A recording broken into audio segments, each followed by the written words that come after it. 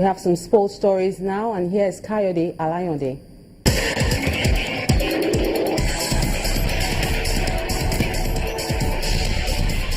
Welcome to Sports News. Bullets Energy Company has partnered Anambra State to assist in developing grassroots boxing. The company explains that empowering youths through sports is their own way of giving back to the society. Governor of Anambra State, Willie Obiano, expresses appreciation for the support and urges officials to make good use of the donated equipment. At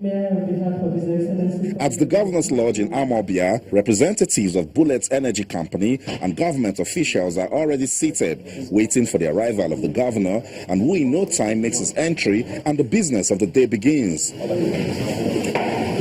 The State Commissioner for Youth Entrepreneurship and Sports Development reveals that the state government has initiated plans to advance grassroots sports in the state, which is what actually attracted the Bullets Energy Company to seek partnership.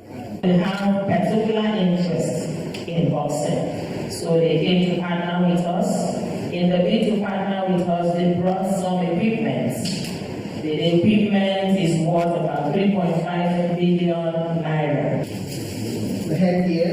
The public relations officer of the company, Mr. Anthony Uche Kalu, says the level of commitment shown by the state government in the area of sports has encouraged them to seal the deal. I'm also proud to announce that Anambra State has become the first state in the southeast to officially unveil a boxing team and to be the first to receive these equipments from Bullet Energy Drink. And as a thank you to the millions of consumers we have in Anambra State who has been patronizing our brand, we decided to give back in form of sports development.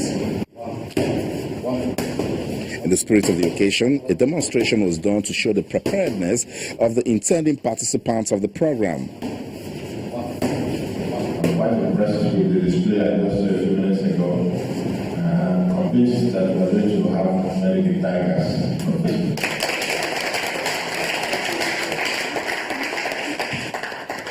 So we're going to make very good use of this supporting equipment, and as usual, we'll go to the grassroots. As part of corporate social responsibility, Bullets Energy Company will set up a grassroots boxing league that will kick off in April next year, and will soon unveil the boxing team for the tournament, drawn from the 21 local government areas of the state. Meanwhile, the Super Falcons of Nigeria have booked their place in the semi-finals of the African Women's Cup of Nations in Cameroon. Florence Omagbemi's team outclassed Kenya 4-0, scoring 2 goals in each half. Ngozi Okobi scored a stunner in the 3rd minute, while Faith Ikidi clinched the 2nd goal 3 minutes later. In the second half, goals from Asisato Shoala and Desire Oparanozie sealed a comfortable victory for the Falcons. In the semi-finals, Nigeria will take on South Africa, while Group B runners-up Ghana will play Cameroon. The games will be played next week, Tuesday. And Super Eagles forward Victor Moses continues his fine form today by scoring the winning goal for Chelsea in the 2-1 victory over Tottenham. The result also ends Spurs' unbeaten run and shot the Blues to the top of the league table, a point above Liverpool and Manchester City. Ahmed Musa was a second-half substitute for Leicester City as they struggled to a 2-2 draw against Middlesbrough. Liverpool extended their unbeaten run in the Premier League to 11 games with a 2-0 victory against Sunderland, while Sergio Aguero scored twice to give Manchester City a 2-1 victory at Burnley. At the Liberty Stadium, fans witnessed an astonishing 9-goal thriller with 7 goals scored after the break. Substitute Fernando Llorente scored twice in stoppage time as Swansea recorded an incredible 5-4 victory over Crystal Palace.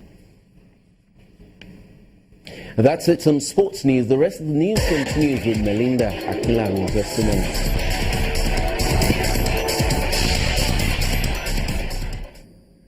In Somalia, a car bomb has killed at least 10 people and injured several others in the capital, Mogadishu.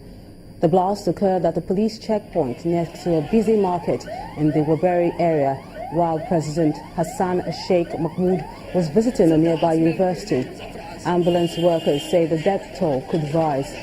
No group has claimed responsibility for this attack, but fingers are pointing to the militant group Al-Shabaab, which, despite being ousted from most of its key strongholds in Somalia, continue to launch deadly attacks against government and foreign troops. Love or hate him, some of his supporters have described the former Cuban president Fidel Castro as one of the world's most iconic leaders, although his critics, like the U.S. President-elect Donald Trump, have called him a brutal dictator. Mr. Castro was more than a cat with 9 lives as he survived over 600 assassination attempts. Wearing a green military uniform, Cuba's President Raúl Castro appeared on state television to announce his brother's death. A los amigos de nuestra América y del mundo. Dear Cuban people, it's with profound sadness that I must share this with our people. To our friends from America and the world, that today, November the 25th, at 10:29 p.m. 2016, the Commander-in-Chief of the Cuban Revolution, Fidel Castro Ruz, died. Fidel Castro Ruz. A towering figure of the second half of the 20th century, Castro had been in poor health since an intestinal ailment nearly killed him in 2006. He formally ceded power to his younger brother 2 years later.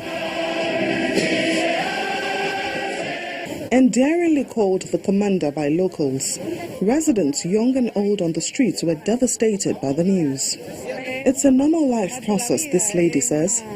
It is news that no one is ever ready to receive. Less so news of the commander's death. But in Myanmar's Little Havana, hundreds of residents take to the streets to celebrate the passing of the Cuban revolutionary leader.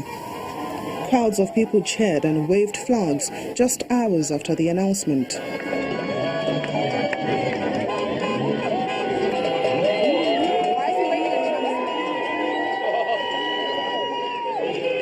Fidel Castro presided for almost 50 years as the charismatic leader of the Caribbean's largest island.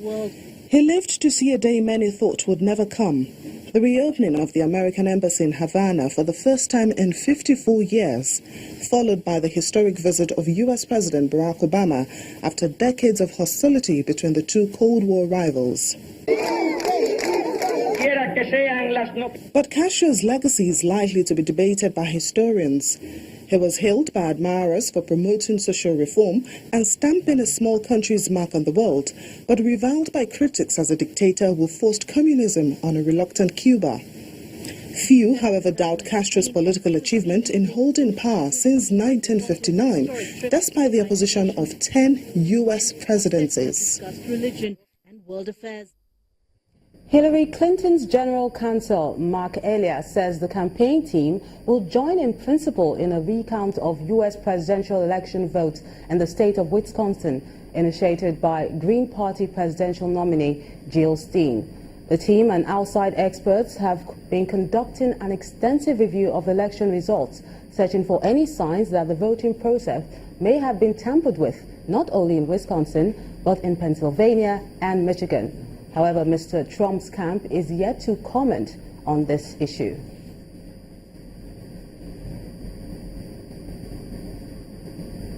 And the main news again. Residents of Ondo State turn out in mass today to elect who will succeed Governor Olusegun Mimiko in a poll described by INEC and observers as peaceful. And that's the news at 10 tonight. Thank you so much for watching. I'm Melinda Achimwami.